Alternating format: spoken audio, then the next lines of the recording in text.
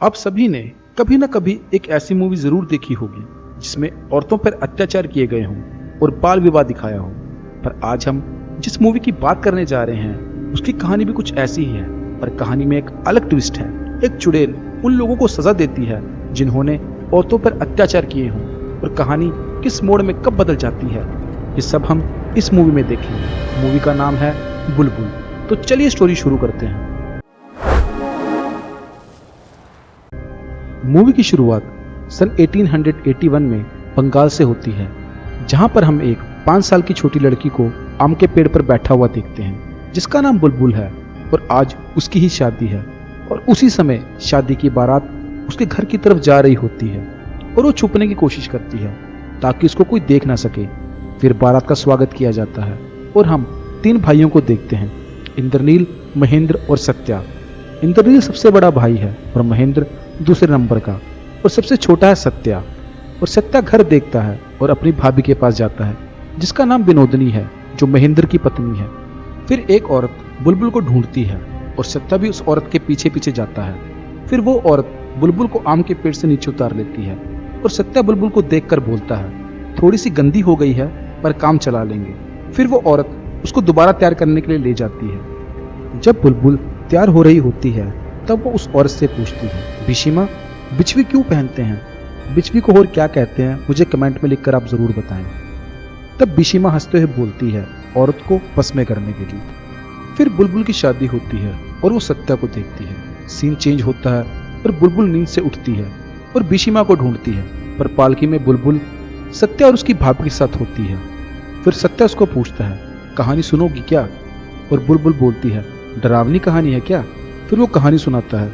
बहुत समय पहले की बात है, एक चुड़ैल थी जो जंगलों में पेड़ों पर रहती थी और उसके पैर उल्टे थे। वो खून की प्यासी थी और वो इंतजार में बैठी थी कब राजकुमारी घर आए और वो उसको खा जाए। फिर बुलबुल अपने ससुराल पहुंचती है जहां पर उसका बहुत अच्छे से स्वागत होता है। और जब बुलबुल अपने पति का इंतजार कर रही होती है तभी उसके पास महेंद्र आता है जो उसको छूता है और गुड़िया बोलता है। पर उसी समय इंद्रनील आ जाता है जो उसको डांटता है, और महेंद्र की पत्नी भी उसको ढूंढते हुए आ जाती है और वो अपने पति को लेकर वहां से चली जाती है। और तभी बुलबुल पूछती है, जिससे मेरी शादी हुई थी वो कहाँ है? इंद्रनील बोलता है, मैं ही आपका पति हूँ। और बुलबुल बोलती है, नहीं, वो तो मेरी उम्र का है जो मेरे साथ पालकी में आया था और जिसने मेरे को कहानी सुनाई थी, उसका नाम सत्या है। और इंद्रनील बोलता है, वो आपका देवर है। फिर कहानी 20 साल आगे की दिखाई जाती है जहां हम सत्या को अपने घर वापस आता हुए देखते हैं, और घोड़ा गाड़ी का ड्राइवर काफी तेज चला रहा होता है जिसको सत्या बोलता है, आराम से चलाओ। पर ड्राइवर उसको बताता है, ये जगह कुछ ठीक नहीं है, यहाँ पर चुड़ैल रहती है। और फिर सत्या गाड़ी में ही सो जाता है और ड्राइवर पेड़ के तने को हटाने के लिए नीचे डरता हुआ उतरता है। और उसी समय चुड़ैल सत्या के सामने आकर कुछ गुनगुना रही होती है। जैसी सत्या की आँख खुलती है चुड़ैल वहां से गायब हो जाती है। तब ड्राइवर उसको जगा हुआ देखता है और बोलता है, अब सो जाओ, जब हवेली आएगी तब मैं आपको जगा दूंगा। फिर सत्या घर पहुंचता है और वो अपने नौकर से पूछता है कि भाभी सो गई क्या? और वो अपने रूम में सोने के लिए चला जाता है। और हम हवेली में किसी परछाई को चलते हुए देखते हैं जो सत्या के पास आकर रुक जाती है। फिर हमें मॉर्निंग का सीन दिखाया जाता है जहां सत्या अपनी भाभी से मिलने जाता है, और वहीं उसकी भाभी एक औरत की गुहार सुन रही होती है, वो भी ठाकुरों की तरह। वो औरत बोलती है, मेरे पति ने दूसरी शादी कर ली है, अब मैं क्या करूं? तब उसका पति बोलता है, मैं दोनों को एक साथ रख लूंगा। और बुलबुल बोलती है, अगर उसको जरा सी भी तकलीफ हुई तो तुम्हारी खैर नहीं। फिर सत्या बुलबुल को बोलता है कि आप ठाकुर ठाकुर खेल रही हो क्या भाभी? फिर बुलबुल को उनके बचपन की बातें याद आती हैं जिसमें सत्या उसको चुड़ैल की कहानी सुना रहा होता है और दोनों किसी के दरवाजा खोलने से खुद ही डर जाते हैं। फिर प्रेजेंट टाइम दिखाया जाता है जिसमें बुलबुल बोलती है, प्रॉपर्टी का मुआयना करने आए हो क्या, जो 5 साल तक नहीं आए? पर मेरी याद तो नहीं आई होगी।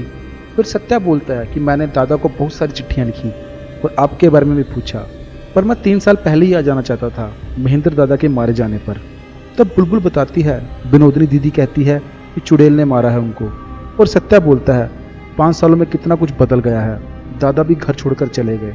फिर दोनों विनोदनी से मिलने के लिए जाते हैं जो उसको बताती है, भगवान ने हमारे साथ अच्छा नहीं किया, पूजा के दिन ही छीन लिया उनको। और बैक स्टोरी में हम पूजा करते हुए सबको देखते हैं। और जब विनोदनी अपने कमरे में जाती है तो वो देखती है कि महेंद्र बेड पर मरा पड़ा है। उसके बाद प्रेजेंट टाइम दिखाया जाता है और सत्या बोलता है, चुड़ैल नहीं, कुछ जानवर होगा जिसने भैया को मारा है। चुड़ैल जैसा कुछ नहीं होता। और विनोदनी बोलती है कमरे में उल्टे पैरों के निशान थे और वो पेड़ों से आई थी। फिर सत्या और बुलबुल वापस घर की तरफ जाते हैं और हमें बैक स्टोरी दिखाई जाती है, जिसमें दरवाजा खुलने पर विनोदनी आती है जो बुलबुल को बुलाने आती है और बोलती है तुम्हारे पति ने तुम्हें बुलाया है। तब विनोदनी बोलती है बुलबुल को तो सिर्फ सत्या चाहिए। और फिर से प्रेजेंट टाइम दिखाया जाता है जहां पर सत्या बोलता है मैं रात को बाहर निकलूंगा। तब बुलबुल बोलती है विनोदनी दीदी तभी खुश होंगी जब आप चुड़ैल का सर दीवार पर लटका दोगे। और सत्या पूछता है जो छोटी सी बड़ी बहू थी क्या किया आपने उसके साथ। तब बुलबुल हंसती हुई बोलती है कि मैं खा गई। फिर नाइट का सीन दिखाया जाता है जहां पर सत्या बंदूक के साथ बुलबुल को मिलने जाता है और बुलबुल के पैरों को किसी और की गोद में देखकर हैरान रह जाता है। और बुलबुल बताती है कि डॉक्टर सुदीप है।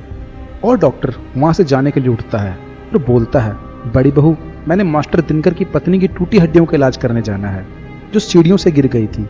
और बुलबुल बोलती है आप सत्या के साथ शिकार पर जाओगे क्या।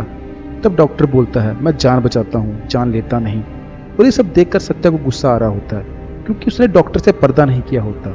और फिर सत्या शिकार पर जाता है और वहां पर चुड़ैल के खौफ के कारण काफी कम लोग होते हैं जो शिकार पर आते हैं। और वहीं मास्टर दिनकर को भी वो गाना सुनाई देता है जिसको सुनकर वो डर से कांप जाता है और भागने लगता है। और जब वो एक जगह रुकता है तभी पीछे से चुड़ैल उसको पकड़ लेती है और उसकी चिल्लाने की आवाज सुनकर सत्या उसकी तरफ भागता है और चुड़ैल मास्टर को खींच कर ले जाती है और उसके पैर उल्टे होते हैं। और वहीं डॉक्टर भी चुड़ैल का पीछा करता है और फिर पेड़ के ऊपर दिनकर की लाश लटकी होती है।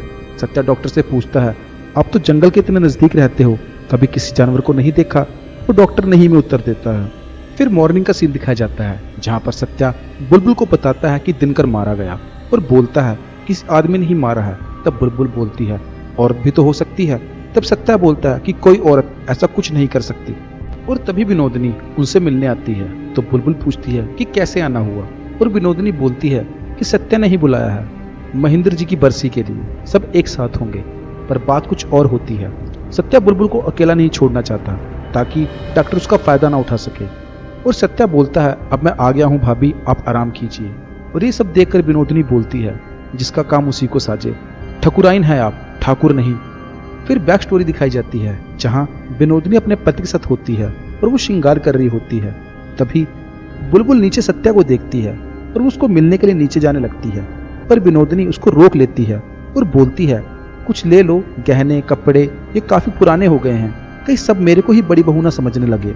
और बिछिया तो ले ही लो ये पुरानी हो गई हैं और काफी ढीली हो गई हैं। और बुलबुल बोलती है मैं बाद में ले लूंगी और नीचे सत्या से मिलने चली जाती है। और तब विनोदनी कुछ गुनगुना रही होती है और सीन प्रेजेंट टाइम में शिफ्ट होता है जिसमें मास्टर दिनकर की बॉडी को संस्कार के लिए ले जा रहे होते हैं। और वहीं पर सत्या अपने दोस्त को बोलता है तुम्हारे ऑफिसर होने का क्या फायदा। तब उसका दोस्त बोलता है ब्रिटिश कानून सिर्फ सबूत मांगती है। और फिर सत्या उसी पेड़ के नीचे जाकर देखता है और उस रात के बारे में याद करने की कोशिश करता है। और जैसे जैसे उस रात को हुआ था वो वैसे ही करता है। जहां उसने डॉक्टर को देखा था वो वहीं जाता है और उसको वहां पर एक खून के हाथ का निशान मिलता है। फिर सीन शिफ्ट होता है और सत्या विनोदनी से डॉक्टर के बारे में पूछ रहा होता है कि वो कब से आ रहा है। तब विनोदनी बताती है वो तो इंद्रनील के टाइम से ही आ रहा है और मैं थी नहीं तो मुझे कुछ ज्यादा नहीं पता। और उसी टाइम बुलबुल भी आ जाती है और सत्या वहां से चला जाता है। और तब विनोदनी बोलती है कि मैंने कुछ नहीं बोला मैं तो सबका भला चाहती हूँ। और तब बुलबुल हंसती है और हम बैक स्टोरी देखते हैं जिसमें बुलबुल झूला झूल रही होती है और साथ में इंद्रनील और विनोदनी भी बैठे होते हैं। और जब इंद्रनील बुलबुल को बुलाता है तब महेंद्र बुलबुल के बाल खींचता है और बुलबुल उसको मना करती है पर वो नहीं सुनता। पर इंद्रनील के कहने पर वो छोड़ देता है और महेंद्र नाराज होकर चला जाता है। तब इंद्रनील बुलबुल को बोलता है कि आपके लिए आम तुड़वाए हैं आपको बहुत पसंद है ना। और विनोदनी ये सब देखकर जल रही होती है और वो इंद्रनील को पान खाने के लिए देती है जिसको वो आधा खाता है और आधा बुलबुल को खाने के लिए देता है। फिर विनोदनी बुलबुल को छोटी बहू बोलती है और बोलती है गलती से बोल दिया। और सत्या की शादी की बात करने लगती है और बोलती है बुलबुल से पूछ लो छोटे दादा पर पहला हक इसका ही है इनसे पूछे बिना शादी कैसे कर सकते हैं। फिर रात का सीन दिखाया जाता है जहां पर बुलबुल अपने पति से बोलती है पहले सत्या से पूछ लो शादी के बारे में। तब इंद्रनील बोलता है कि आप खुश नहीं हैं। और तब इंद्रनील उसको शक की निगाह से देखता है पर ऐसा कुछ नहीं होता। फिर हम सत्या को बुलबुल से बात करते हुए देखते हैं। वो बोलता है आपने जो कहानी लिखी है वो मेरी कहानी से काफी अलग है पर बुलबुल कुछ और ही सोच रही होती है और वो जवाब नहीं देती। तब सत्या बोलता है कि भाभी, आपके मायके के घर का रंग नीला है ना, तो इस घर को भी वैसा ही रंग करवा देते हैं। आपको मायके की याद भी नहीं आएगी और हम बैठकर कहानी भी तो लिख सकेंगे। फिर बुलबुल बोलती है, शादी के बाद आपको टाइम मिलेगा क्या कहानी लिखने का? विनोदिनी दीदी रिश्ता लेकर आई हैं। तब सत्या बोलता है, मेरे को शादी नहीं करनी, मैं भाग जाऊंगा और साधु बन जाऊंगा। सीन बदलता है। विनोदिनी इंद्रनील को भड़का रही होती है कि सत्या की गलती नहीं है, इस उम्र में होता है, इतना टाइम साथ में जो बिताते हैं। तब नाइट का सीन दिखाया जाता है जहां पर इंद्रनील सत्या को पढ़ने के लिए लंदन भेजने की बात करता है, जिसको सुनकर सत्या बहुत खुश होता है पर बुलबुल उदास हो जाती है। और फिर सत्या कहानी की बुक बुलबुल को देता है और बोलता है कि आगे की कहानी आप लिखो। फिर बुलबुल बोलती है कि कहानी पूरी कैसे होगी और उसको रोकने की कोशिश करती है और बोलती है, मैं अकेली रह जाऊंगी और मेरे साथ बात कौन करेगा। और ये सब ऊपर से इंद्रनील देख रहा होता है और उसके दिमाग में शक जागता है। और फिर जब बुलबुल ऊपर जाती है तब उसको पूछता है कि बुक में क्या है, आपके मन में चोर तो नहीं? तब बुलबुल बोलती है कि नहीं, मेरा बस निजी काम है। और इंद्रनील बोलता है, अपने पति के सिवा आपका क्या निजी काम हो सकता है? और बताता है, मैं और सत्या कल कलकत्ता जा रहे हैं उसके कागज बनाने के लिए, वहां से वो लंदन चला जाएगा। और बुलबुल बहुत दिन तक इंतजार करती है और एक दिन इंद्रनील वापस आता है और वो भागती हुई नीचे आती है, पर इंद्रनील बताता है कि मैंने उसको लंदन भेज दिया है। और इंद्रनील ऊपर जाकर वो नोटबुक देखता है पर उसको खोलता नहीं। और फिर हम बुलबुल को सोता हुआ देखते हैं और इंद्रनील उसको देखकर वहां से चला जाता है और बुलबुल वो बुक खोलती है और रोती है और कहानी पूरी करने की बजाय वो बुक के सभी पन्ने फाड़ देती है और उसको आग लगा देती है। और हम इंद्रनील को विनोदिनी के साथ बिस्तर में देखते हैं और विनोदिनी उसको पूछती है कि बड़ी बहू का क्या हाल है, और वो भवन में ही होगी, शोक मना रही होगी। ये बात सुनकर इंद्रनील अपने रूम में आता है और जलती हुई आग देखता है और वो जो पहला पेज होता है उसमें से उसको टुकड़ा मिलता है जिसमें सत्या और बुलबुल लिखा होता है। और वहीं हम बुलबुल को नहाते हुए देखते हैं जहां इंद्रनील जाता है और उसको विश्वास हो जाता है कि सत्या और बुलबुल का रिश्ता कुछ अलग है, पर ऐसा कुछ नहीं होता। यह तो बस विनोदिनी की चाल होती है बड़ी बहू बनने के लिए। फिर इंद्रनील उसको पानी से बाहर खींचता है और लोहे की छड़ से उसको बेदर्दी से मारता है और बुलबुल दर्द से बेहोश हो जाती है। फिर हम डॉक्टर को देखते हैं जो उसके पैर से हड्डी के टुकड़े निकालता है और इंद्रनील विनोदिनी को बोलता है, अब मैं यहाँ से जा रहा हूँ। और हम बुलबुल को देखते हैं जिसके पैर टूट चुके हैं और उसको पट्टियों से बांधा हुआ है। और सत्या के पास उसका दोस्त आता है जो बताता है एक और खून हुआ है और एक छोटी लड़की गवाह भी है जो बोल रही है काली माँ ने मारा है। और सत्या उस लड़की से बात करने जाना चाहता है और वो डॉक्टर के बारे में पूछता है और वो होता है डॉक्टर सुदीप। और फिर डॉक्टर और बुलबुल को हम एक साथ देखते हैं और बुलबुल बोलती है कि सत्या को तुम पर शक है। और वहीं सत्या सबकी मेडिकल रिपोर्ट्स देखता है और देखता है कि सबकी रिपोर्ट्स पर डॉक्टर के ही साइन हैं। फिर हम घर में बुलबुल को सत्या के साथ देखते हैं जो उसको पूछती है कि क्या है इस कागज में। फिर सत्या बोलता है एक डरावनी कहानी है और कहानी सुनाता है कि एक आदमी शहर से गांव आता है, उसके आने के बाद लोग मरने लगते हैं और एक लड़की उसके जाल में फंस जाती है और उसको गलत और सही का कुछ पता नहीं चलता, ना ही शर्म का, ना ही मर्यादा का, ना ही अपने पति का। और जो ना होना था वो हुआ, उसका पति उसको छोड़कर चला गया और बोलता है भाभी आपसे गलती हुई है और डॉक्टर ने आपका फायदा उठाया है। ये सुनकर बुलबुल हंसने लगती है और बोलती है साफ साफ ये बोल क्यों नहीं देते कि सुदीप से जलते हो तुम। और तब सत्या बोलता है उसका नाम मत लो। फिर भी वो उसका नाम लेती है और सत्या बोलता है कितनी बदल गई हो आप, और बताता है कि मैंने भाई को चिट्ठी लिखी है, आपको मायके भेजना ही ठीक रहेगा। तब बुलबुल बोलती है तुम सब एक जैसे हो। फिर हमें बैक स्टोरी दिखाई जाती है जहाँ पर बुलबुल बंदी होती है और महेंद्र आकर उससे पंगे लेता है, उसके पैरों को हिलाता है जिससे उसको दर्द होता है और उसके ऊपर आ जाता है और खेलने के लिए बोलता है जिससे उसका दर्द और बढ़ जाता है और उसका रेप करने लगता है और उसके पैरों से खून निकलने लगता है और वो बेहोश हो जाती है। महेंद्र उसको जगाता है पर वो उठती नहीं। महेंद्र डर से वहां से भागने लगता है और तभी एक अलग सा ग्रहण लगता है, सब लाल हो जाता है और वहीं बुलबुल उठ जाती है और जोर से चिल्लाती है। वहीं महेंद्र अपने कमरे में वापस आ जाता है और विनोदिनी को इस बात का पता चल जाता है कि कुछ हुआ है।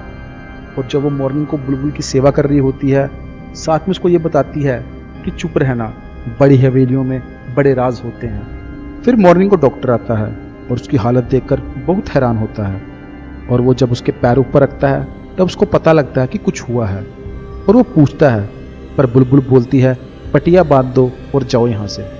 फिर प्रेजेंट डे दिखाया जाता है, जहाँ पर महेंद्र की बरसी के लिए विनोदनी उसको बुलाने आती है। फिर बुलबुल घर से बाहर जाती है। वहाँ पर एक लड़का उसके पास आकर रोता है और बताता है, छोटी माँ के कहने पर मेरे पिता ने मेरी माँ को बाहर निकाल दिया और मेरी माँ ने आत्महत्या कर ली। और बुलबुल पूछती है कि तुम्हारे पिता कहाँ हैं? तब वो बोलता है कि वो सत्या के साथ कहीं गए हैं। फिर सीन शिफ्ट होता है, हम सत्या को डॉक्टर के ऊपर बंदूक ताने हुए देखते हैं, और सत्या बोलता है कि तुम्हारा फैसला कलकत्ता की कचहरी ही करेगी। और हम घोड़ा गाड़ी में सत्या और डॉक्टर को देखते हैं। सत्या बोलता है, तुमको डर नहीं लगता लोगों को मारने में, और तुम सोचते हो तुम बच जाओगे? डॉक्टर बोलता है कि तुमको शक किसी और बात का है और तुम सजा किसी और बात की देना चाहते हो। सत्या बोलता है, मैं विश्वास हो जाएगा अगर वो चुड़ैल मेरे सामने आकर खड़ी हो जाए। और तभी किसी की आवाज के कारण घोड़ा गाड़ी रुक जाती है और सत्या बाहर देखने के लिए आता है, और जब वो ड्राइवर को बुलाता है तो मर के नीचे गिर जाता है। और सत्या हैरान हो जाता है, उसके सामने वही चुड़ैल खड़ी होती है, और सत्या उस पर गोलियां चलाता है और उसकी तरफ भागता है। और जब डॉक्टर गाड़ी से बाहर आता है तब वो देखता है बुलबुल पेड़ के ऊपर खड़ी है, उसको गोली लगी हुई है। फिर हम बैक स्टोरी में देखते हैं डॉक्टर बुलबुल की देखभाल करता है और उसके पैर जोड़ तो देता है पर वो सही से नहीं जुड़ते और वो अपने आप घूम जाते हैं। और सत्या डॉक्टर के पास वापस जाता है और बोलता है, चुड़ैल नहीं है वो, तुम वापस जाओ हवेली। और डॉक्टर घर वापस नहीं जाता और उन दोनों के बीच में लड़ाई हो जाती है, जिसकी वजह से जंगल में आग लग जाती है। और वो बोलता है कि क्या लगती है चुड़ैल तुम्हारी? तब डॉक्टर बोलता है, सिर्फ दोस्त है। फिर वो बोलता है कि एक चुड़ैल दोस्त कैसे हो सकती है? तब डॉक्टर बोलता है, चुड़ैल नहीं है वो, एक देवी है। और फिर हमें बैक सीन दिखाया जाता है, जहाँ पर बुलबुल उन लोगों की हेल्प करती है जिन लोगों ने औरतों को सताया है। और अभी प्रेजेंट टाइम में वो खुद को बचा रही होती है और वो जलते हुए पेड़ों पर चढ़ रही होती है इधर से उधर, पर चारों तरफ आग लग जाती है और वो आग में फंस जाती है। डॉक्टर फिर भी उसको ढूंढता है और वहीं सत्या हंसता हुआ आता है, पर जब वो डॉक्टर को बड़ी बहू बोलकर आग की तरफ जाते हुए देखता है तब उसको पता लगता है कि वो उसकी भाभी ही है। और फिर हमें बुलबुल जलते हुए पेड़ पर बैठी हुई दिखाई देती है और थोड़े टाइम के बाद स्टोरी दिखाई जाती है। सत्या घर छोड़कर जा चुका है और उसने अपने भाई को लेटर लिखकर सब कुछ बता दिया है। और फिर उसका बड़ा भाई इंद्रनील घर वापस आता है और जब रात को वो सोता है तब उसको बुलबुल की आवाज़ सुनाई देती है, जो अब सच में एक कुछ अलग एंटिटी बन चुकी है। और वो उसको देखकर हंसती है और मूवी यहीं ख़त्म हो जाती है। उम्मीद है आपको ये मूवी बहुत अच्छी लगी होगी। कमेंट्स में मेरे को ज़रूर बताएं।